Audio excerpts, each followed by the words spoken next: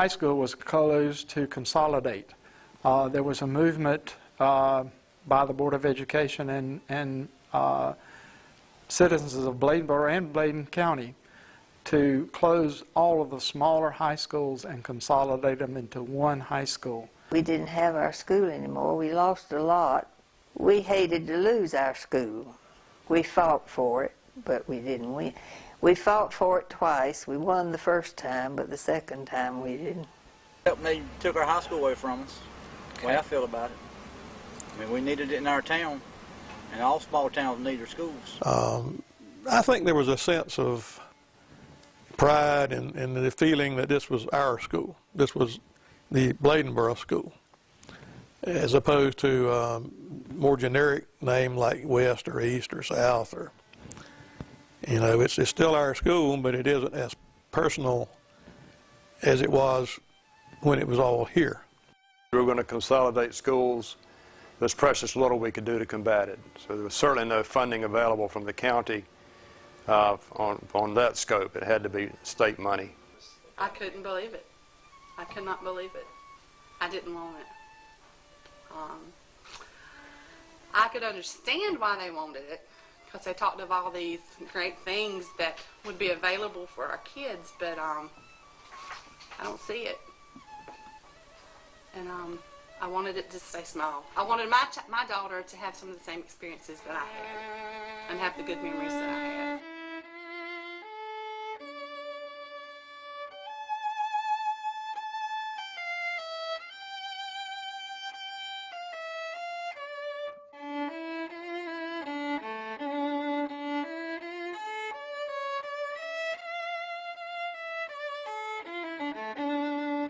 We thought it was sort of bad that we didn't have our school anymore. We lost a lot.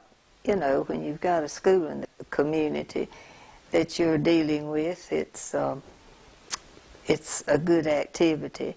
There was outcry because look what they're doing to us. They're going to take our school away. Sadness that it has happened. You know, it's a done deal, and it is gone, and we aren't going to get it back. The general spirit of the town disappeared with the school. I was very sad. I did not vote for it. I did not want it. I miss it. My daughter misses it, even though she never experienced it. She misses it. She was kind of lost when she first started high school. She wanted to come back here to the middle school because everybody was closer, the numbers were smaller. It was hard. It was an adjustment for her. She's okay now, but as a freshman, it was very hard.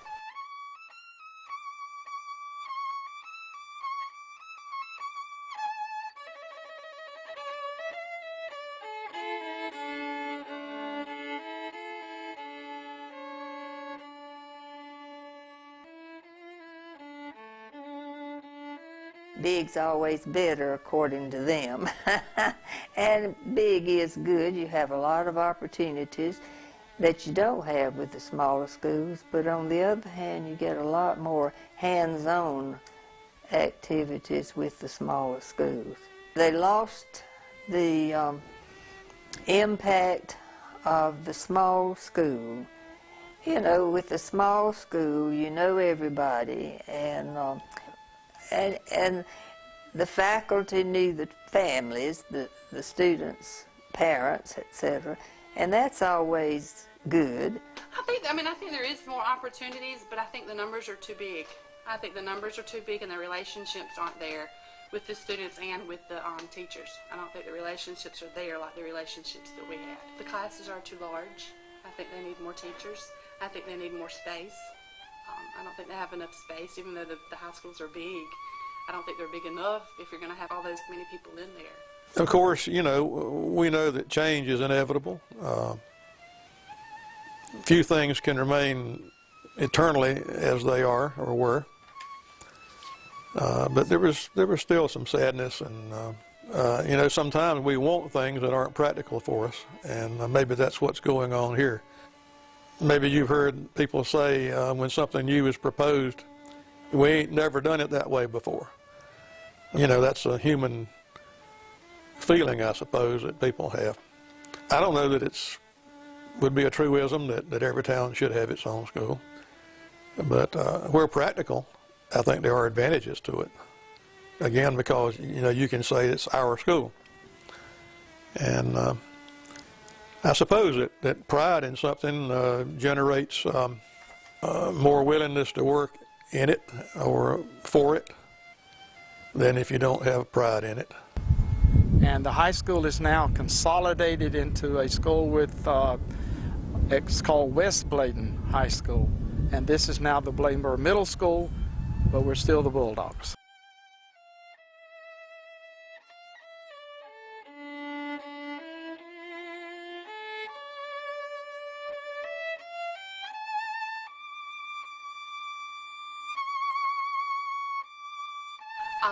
We've had a really good group of young boys.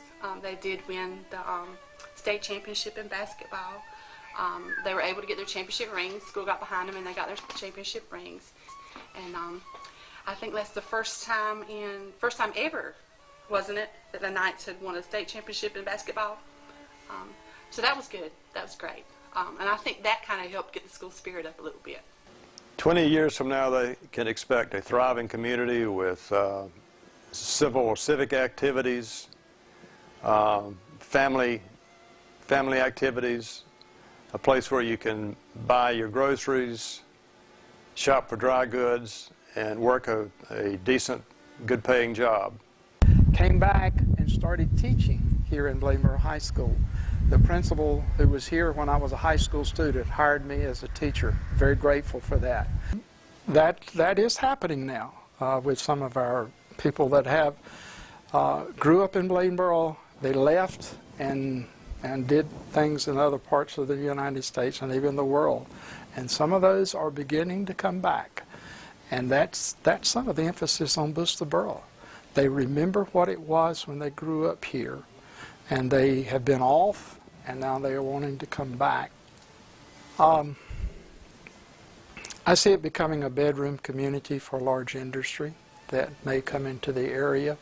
But I see Bladenboro growing, and I think that if a family wants to choose a place to come and live and drive 15 to 20 or 30 miles to work, this is a great place.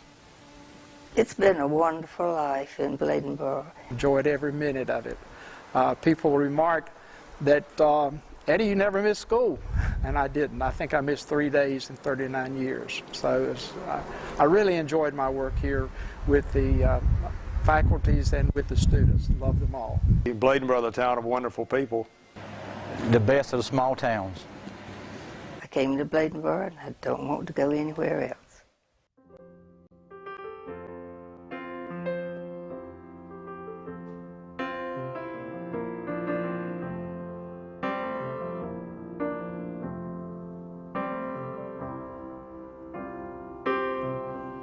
Open up your door, I know we've both been here before. There's a shadow fading here, a revolution on its way. Open up your mind, I know I've drowned in there before, but my wings are drying off. I am ready to dive in, I am coming back again to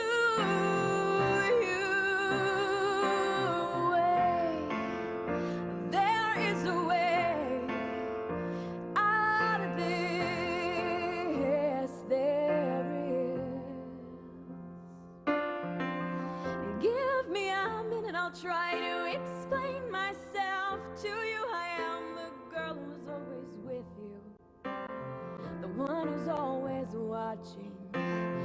Give me a break, I thought that you understood this already. And I'm not trying to deceive you, I don't have that much time on my hands. I am not going to leave you alone.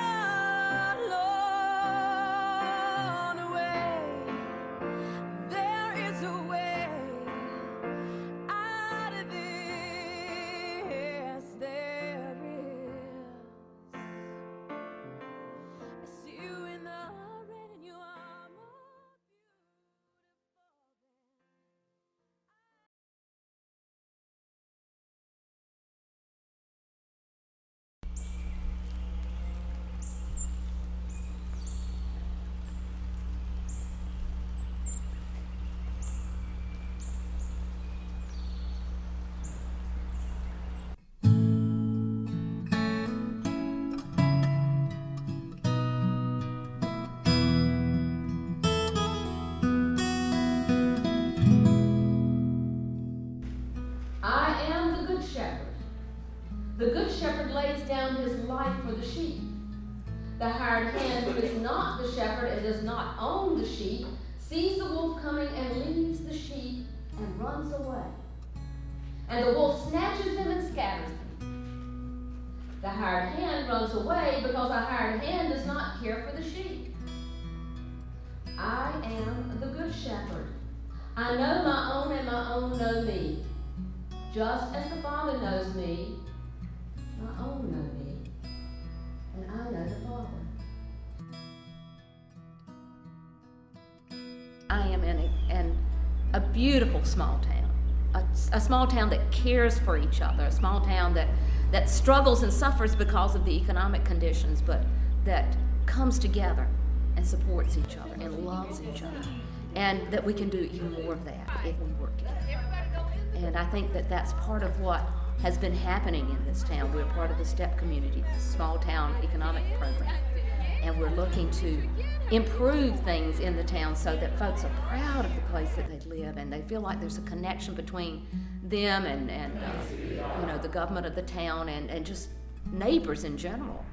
I think that to me is one of the things that I want people to take away from this, is that we do care, whether it's in death or in life, or down at Martha's having fellowship together, or at Sherry's having a meal, that we do care, and you see that in the people here, and that we could come together even more than we are now and reach out and take care of each other.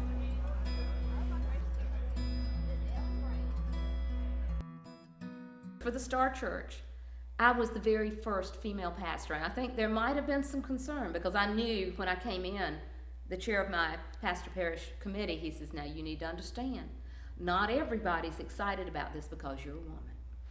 I said, well, I'm older and I have faced some of these things before, so it's not going to hurt my feelings if somebody doesn't feel like a woman should be in the pulpit. I said, now we'll just have to disagree. My transition into this congregation was probably about as smooth as it could be. They were welcoming, and even the ones that really were not too terribly sure about a woman pastor, they have come to love me, and I have come to love and respect them. It's been interesting.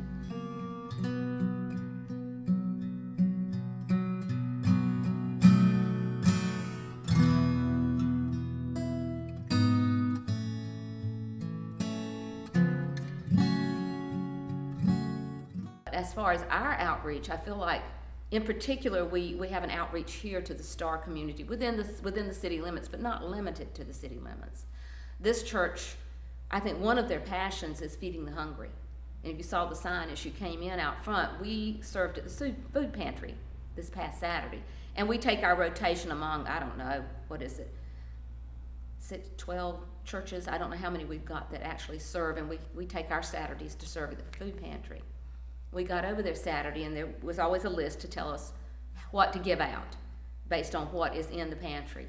There was almost nothing to give out, and it just upset us so bad that the folks came back and they said, we've got to do something. We've got to restock the shelves. So we've got a sign out here to take donations for the food pantry. Bring us your canned foods.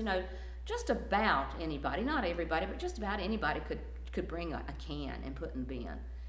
So over this next week or two, we're hoping to get enough food to put back into the food pantry so that maybe this Saturday the church that serves won't come into empty shelves. Early let us seek thy favor. Early let us do thy will. Blessed Lord and only Savior. I believe if we go back out to the front porch, we'll see that it was actually founded in about 1865 or 1885. Give me a little leeway there. And it was not on this location, it was down the road a ways. And at some point, they built this particular building. And I'm gonna be honest, I don't know a whole lot about the old history of this church. Most of these families have been here for a long, long time. It's like, your family lives in the area, they help found the church somewhere along the line, and they come together, and this is where they stay. This church does date way back. way back, and you can see by the setup here that it's not a new situation. It's not your modern, you know, contemporary type church. It's got a lot of history. The windows have been donated by different people, different families. The Schambergers, I believe, were the ones that helped actually found this church, and it has moved from there. The chapel with the stained glass window is my favorite place. Like I said, we meet in there every Wednesday night for prayer, and we light the candles. And I noticed last week, since the time has lengthened and the light comes through that window, with the candles sitting in front of the window, I've got to go get my camera and take a picture. But to me, that is the most beautiful place we've got in the church. The bell, now the kids, the adults here could tell you stories about the bell. And what was it, a few weeks ago, we had somebody out there pulling on the rope and rang the bell. But I have one young man, he says, yeah, I can remember the Sunday we got out there and we flipped the bell up and couldn't get it back down. Got in big trouble, big trouble. I mean, just lots of stories like that.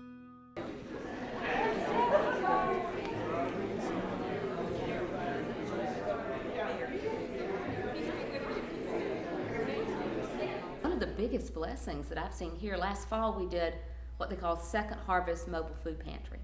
We call the I don't know, it's Council on Aging or one of the social services offices. We worked through this gentleman, and he got us a mobile food pantry truck up here, and for $300 we get a truck full of food. I mean, one of these Pepsi Cola roll up the side type trucks. We did that once in the fall, so we did it again this spring. And what we found, the true blessing here, was not only that so many people were fed, but the people that got the food took their food to their car, and then they turned around and came back and helped package food for those that were still waiting. So it was one of those community things that we reached out, and then it affected others, and they came back to serve also. So it was sort of a surprise, but it was a wonderful surprise.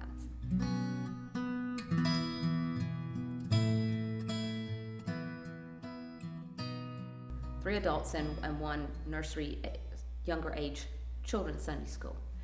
And what we've decided is that we need to look at small group activity to address needs and concerns of those in the congregation, and maybe they don't necessarily meet on a Sunday morning, maybe they meet on a Saturday night, or at lunch during the week, or first thing in the morning, and we're starting to fan out in that direction.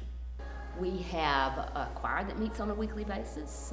We don't always sing every Sunday, but we always have something prepared for like Easter and Christmas and some of the big special occasions, and we're trying to sing more often.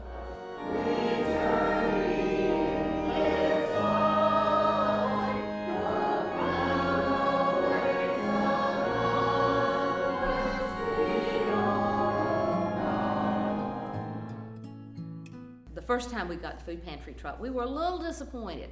We had expected a little bit different variety on the truck, and what we got was potatoes. We got mashed potatoes, we got sweet potatoes, we got tater tots, we got French fries. We got taters. There were taters everywhere. And one of our members is a mail carrier. She runs the routes. And what she did was she threw some of those taters in the back of her car, and she went to people that she knew either could not because they were handicapped and limited in their transportation, or would not because of pride, come and get the food. So she took it to them. So as we started the second round, she got the people at the post office as they were riding the route to make note of the folks that they felt like could benefit from this. And they made deliveries. I think they delivered to well over 20 people. So, you know, it was like, we've got this little blessing here that we brought this truck in, and we've got this food, and it's just sort of reached out and expanded to the whole community. And lots of times people come up and say, well, what can I do to give back? And it's like, just go and do for someone else. Don't worry about giving back to us. Go and do as you are able for somebody else. You know, like Christ calls us to he shared with us, and we're to share with others. When I think of feeding of people, I see the feeding of the 5,000, where you've got what little we've got, you know, we gave, and it seems to have multiplied itself just many times over, in that it has touched the lives of so many people. We've got United Methodist Men has just started back up in the last year. And that's been a blessing. Our men have started to come back together, and they tend to do different construction type projects, or like the food pantry, the food bank. They've done those things. I can't tell you how many handicap ramps they've built recently for people to get in and out of their houses. But that's a blessing. The United Methodist Women have been active and strong in this church for a long time. As we came in the back door, if you looked at the end of the fellowship hall, we've got yard sale items coming up. They do the yard sale, they've done different dinners. They have taken on as part of their project praying and honoring the teachers over here at the school, and most of the time they do the backpack pals. There's just lots of things that they get involved in as things surface. We try to make sure that the needs of the community are covered through either the Methodist men or the Methodist women. So I think that addressing the needs of those in poverty is something that's really near and dear to this church's heart. And I lay down my life for the sheep. I have other sheep that do not belong to this fold. I must bring them also, and they will listen to my voice. So there will be one flock, one shepherd. For this reason, the Father loves me, because I lay down my life in order to take it up again.